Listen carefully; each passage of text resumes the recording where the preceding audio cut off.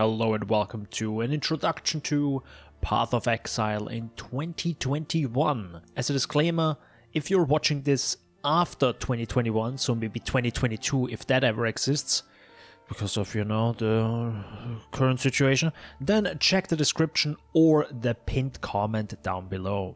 This video should give you a broad and surface level overview of what Path of Exile is all about. So grab some water, strap yourselves in, and pick your ears. Here we go. A quick intro. What is Path of Exile all about? It is an action role-playing game with an open skill tree for every character or exile, hundreds of skills to choose from and experiment with, a deep crafting system allowing you to manipulate certain crafts and modifiers on items if you have the time and in-game currency, as well as a trading system allowing you to sell items to others or buying better items with in-game currency. Whew, that was a long and info-heavy sentence. How about I'm gonna say it in a little bit of a different way. If you like bonking lots of enemies, spending dozens or even hundreds of hours crafting an item to its perfection, fighting huge bosses and disgusting beasts, or love making bank by trading or flipping items, then Path of Exile might be something for you. With this out of the way, let us get into the video. Number 1. Steam or standalone version. Too long, skip ahead.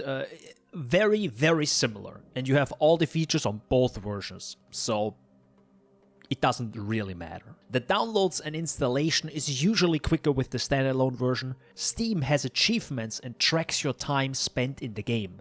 This is not possible in the standalone version. Linking your Steam with the Path of Exile website is not needed to play the game itself, but third-party software does need it, so keep that in mind.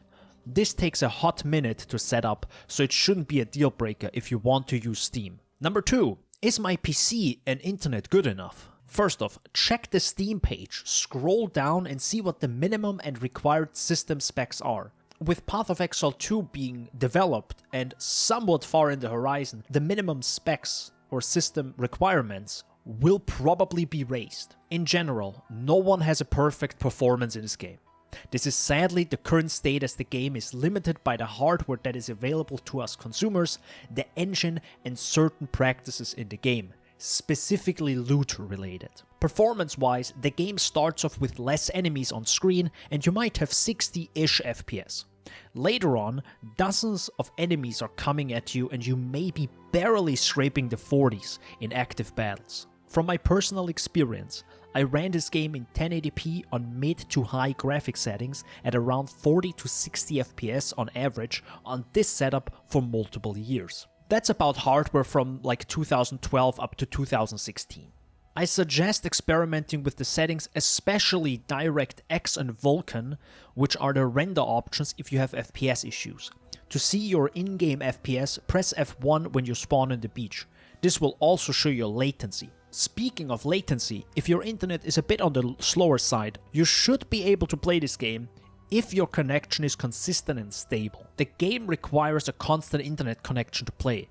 There is no offline mode. An inconsistent connection might make your character lag, freeze the game for a brief second, or log you out. I personally have 40 to 50 ping, which isn't ideal, but it works fine. Number 3. Microtransactions. This game features microtransactions that modify your character visually, similar to skins in other games, pets, as well as hideout decorations.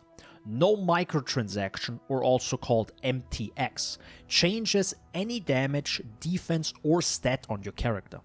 There are certain microtransactions that might come in handy later on though, which are stash tabs to increase the size of how much your stash or chest in the town and hideout can hold. And no, your inventory cannot be upgraded in size. Personally, I spent my first 10 euros buying stash tabs after playing the game on and off for about 1 to 2 years, and at that point I had played around 150 hours.